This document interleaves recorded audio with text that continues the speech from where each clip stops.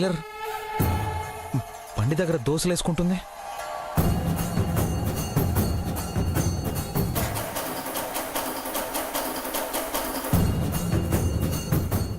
ఏమైంది టైలర్కి? మంచి శాలరీ ఇచ్చి జాబ్ ఇస్తానంటే కాదని ఈ శంకరయ్యతో కలిసి బండి దగ్గర దోశలేస్తుందా?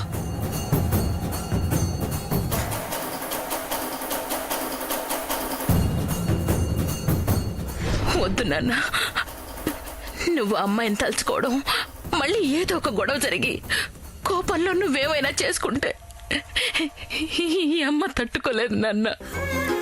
వద్దు. అవును, నేను టైలర్ని మర్చిపోవాలి కదా. ఎందుకు ఆలోచిస్తున్నాను? తను దోశలు వేసుకుంటే ఏంటి, ఇడ్లీలు వేసుకుంటే ఏంటి, ఏమైనా చేసుకొని నేను టైలర్ని మర్చిపోవాలి.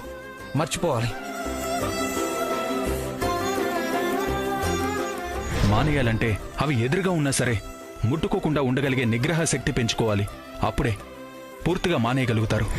అవును, నేనెందుకు వెళ్ళిపోవాలి? టైలర్ దగ్గరే ఉండాలి.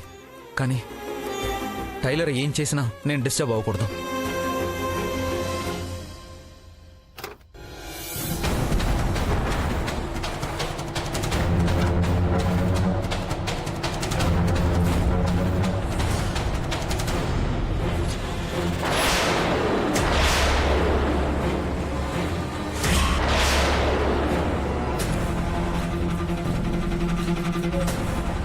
చంపేస్తాను. నీకు టైలర్ కావాలా? నిశ్చితార్థం పెళ్లి అంటే చంపేస్తాను. పెళ్లి చేసుకుంటానని వస్తే నేను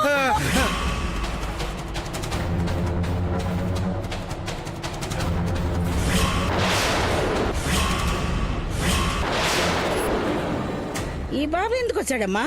మళ్ళీ గొడవగా చేస్తాడేమో.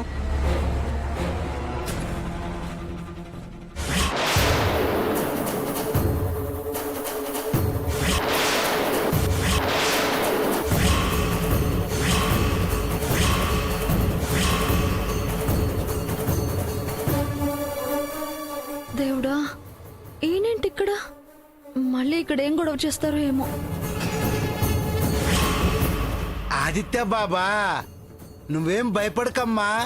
ఆదిత్య బాబు చాలా మంచోడైపోయాడు. ఏమీ అనరు. రండి బాబు, అలా కూర్చోండి. పదండి బాబు, పదండి.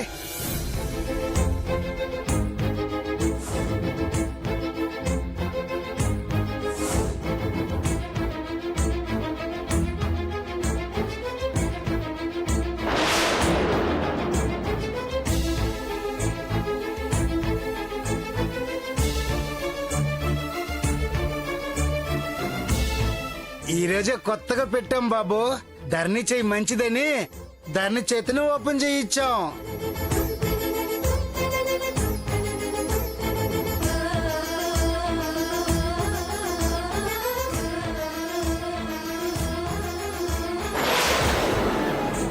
మరి నాకు మా అమ్మకైతే సోమోసాలు అమ్మితే సరిపోయేది.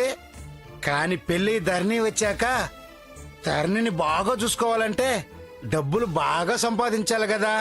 అందుకే సోమోసాల మీద మానేసి ఈ బండి తీసుకున్నా.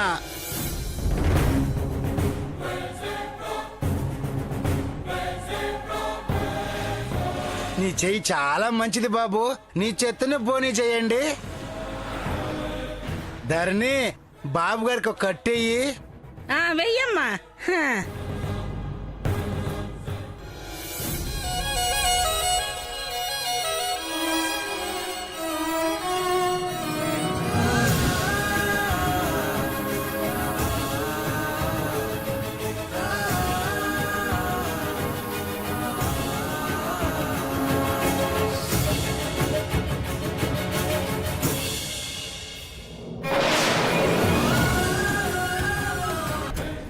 ఇద్దరు ఉంటే మంచి బేరం అవుతుందని ఊరికి నాలా అన్నాను అంతే.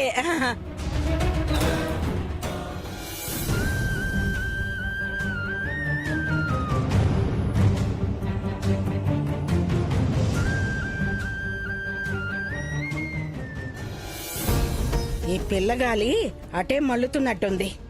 ఓ కన్నేసి ఉంచాలా?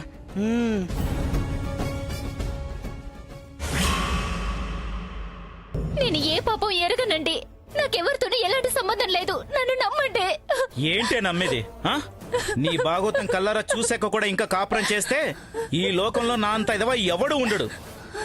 ఈ రోజుతో నీకు నాకు ఏ సంబంధం ఉండదు, విడాకులే. ఓ ఫ్యామిలీ కోర్టులో కూడా లైన్ పెట్టుకున్నావా? ఇంకెందుకే నా కాళ్ళు పట్టుకుంటావు? వాదించుకో, ఏం వాదించుకుంటావు వాదించుకో. ఎవరు పడితే వాళ్ళు లాయర్ని పెట్టుకోవడానికి ఇది మామూలు కోర్టు కాదు, ఫ్యామిలీ కోర్టు. మీ కేసు మీద కొన్ని అనుమానాలుండి క్లారిటీ కోసం నన్ను అపాయింట్ చేశారు. ఏం అనుమానాలున్నాయి? కేసులో ఏ అనుమానాలున్నాయి? అక్రమ సంబంధం పెట్టుకొని మొగుని మోసం చేసింది ఇది. దీన్ని అనుమానించండి. తొందర ఎందుకు?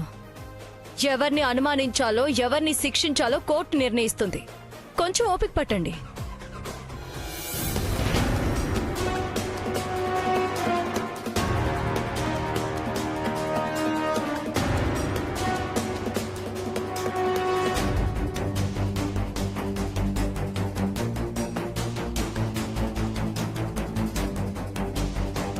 చెప్పండి, ఇంకా మీ భార్యకి మీరు విడాకులు ఇవ్వాలని అనుకుంటున్నారా? పెద్దవారు, అంతకు మించి వేరే దారేమన్నా ఉంటే మీరే చెప్పండి జడ్జి గారు. పెళ్ళైనప్పటి నుంచి ఒక్కరోజు ఒక్క మాట కూడా అనలేదు, ఏ లోటు చేయలేదు. బంగారంలా చూసుకున్నాను. అయినా ఎంత మోసం చేసిందో చూశారు కదా. సాక్ష్యాలన్నీ మీ దగ్గరే ఉన్నాయి. నాకే పాపం తెలీదండి, నేనే తప్పు చేయలేదు. నువ్వే తప్పు చేయలేదని నువ్వు ముందు నుంచే చెప్తూనే ఉన్నావు. మరి నీ భర్త అన్ని సాక్ష్యాలు చూపిస్తున్నాడు. సరే, ఆయన ఏం చెప్తాడో చెప్పనివ్వు. నేను ఇంట్లో నుంచి బయటికి వెళ్ళగానే పరాయివాడు నా ఇంట్లోకి దూరుతున్నాడు.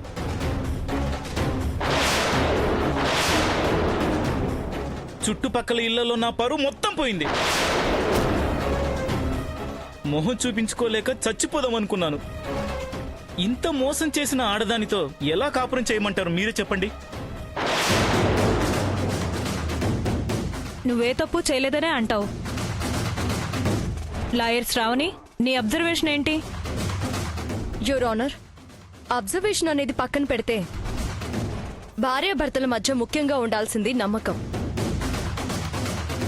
ఆ నమ్మకమే లేనప్పుడు విడిపోయి ఎవరి బతుకు వాళ్ళు బతకడమే మంచిది.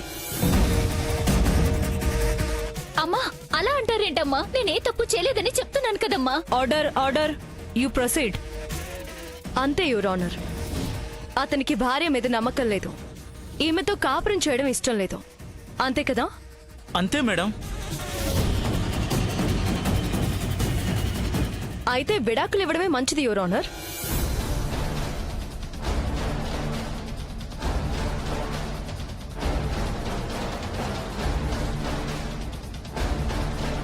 మరి విడిపోయిన తర్వాత ఆమె బతకడానికి ఏ ఆధారము లేదు కాబట్టి భరణం కింద నెలకి 10,000 ఇప్పించగలరని కోరుకుంటున్నాను యువర్ ఆనర్.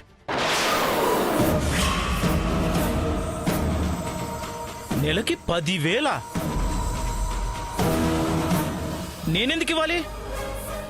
అయినా మ్యూచువల్ అండర్స్టాండింగ్ మీద విడాకులు తీసుకుంటే భరణం ఇస్తారు, కానీ ఇలా మోసం చేసిన ఆడదానికి ఎవరు భరణం ఇవ్వరు.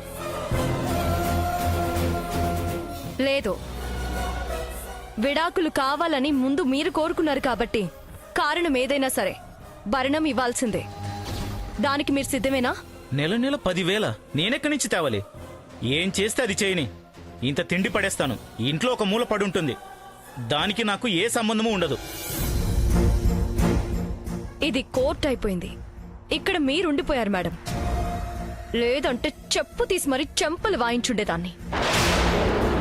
Shravani, yes your honour. భార్య ఇంట్లో ఉంటే అవమానంతో చావాలనుకున్నవాడు నెలకి 10,000 భరణం ఇవ్వాల్సి వస్తుందనేసరికి ఇంట్లో ఉన్నా పర్వాలేదు అంటున్నాడు. ఇప్పటికైనా అతని ఉద్దేశం ఏంటో అర్థం చేసుకోండి యువర్ ఆనర్. ఇతనికి వేరే అమ్మాయితో అక్రమ సంబంధం ఉంది, కానీ భార్యని వదిలించుకోవాలంటే భరణం ఇవ్వాలి. ఇలా నింద వేస్తే ఏ భరణము ఇవ్వాల్సిన అవసరం ఉండదని భార్య మీద నిందలు వేసి దానికి తగ్గ సాక్ష్యాలు సృష్టించాడు. ఏం మాట్లాడుతున్నారు?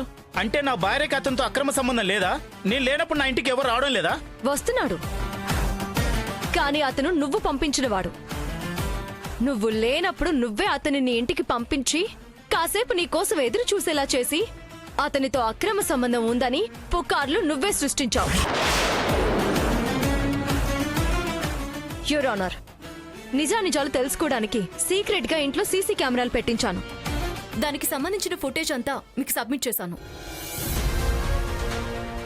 ఈ కేసుని జిల్లా సెషన్ కోర్టుకి పంపించి ఆమెకు న్యాయం చేకూరేలా చేస్తాను.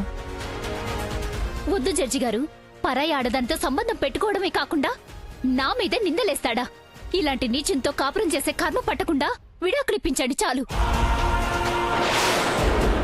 అలాగేనమ్మా, ఇదే విషయాన్ని కోర్టుకి పంపించి నీకు అన్ని విధాలా న్యాయం జరిగేలా చూస్తాను. శ్రావణి, వెళ్ళండి శ్రావణి. Thank you madam.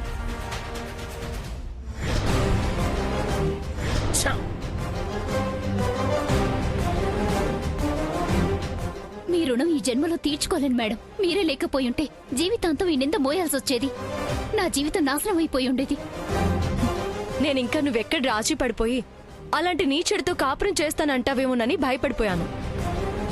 ఇదే నమ్మకంతో నీ కాళ్ల మీద నువ్వు నిలబడు.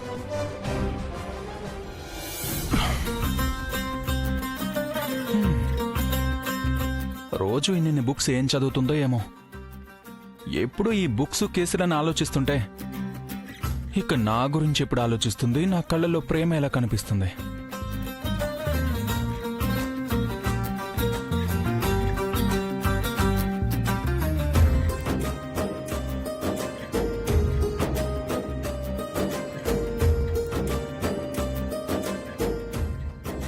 శ్రావణి పేర్లో ఎంత ప్రశాంతత, కానీ ఫేస్లో మాత్రం ఎప్పుడు సీరియస్నెస్సే. మనసులో ఫీలింగ్స్ పంచుకుందామని ఎప్పుడు ప్రయత్నించినా ఏమ్మా అని సీరియస్గా ఒక్క మాట అంటే చాలు, గుండెల్లో రైళ్లు పరిగెడతాయి. ఇక మనసులో మాట ఏం చెప్తాం?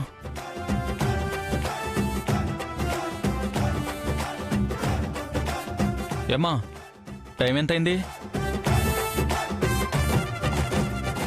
ఆఫీస్కి ఇంత లేటుగానే వచ్చేది? ట్రాఫిక్ బాగా ఎక్కువగా ఉంది మేడం.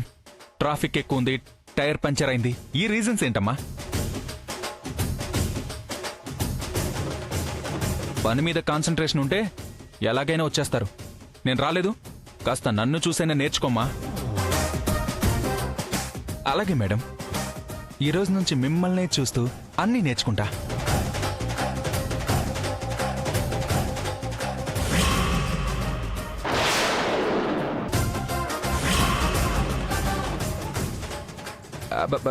Good morning madam. రండి మేడం, రండి. ఇంత సీరియస్గా ఉందంటే మొత్తం చూసేసినట్టుంది.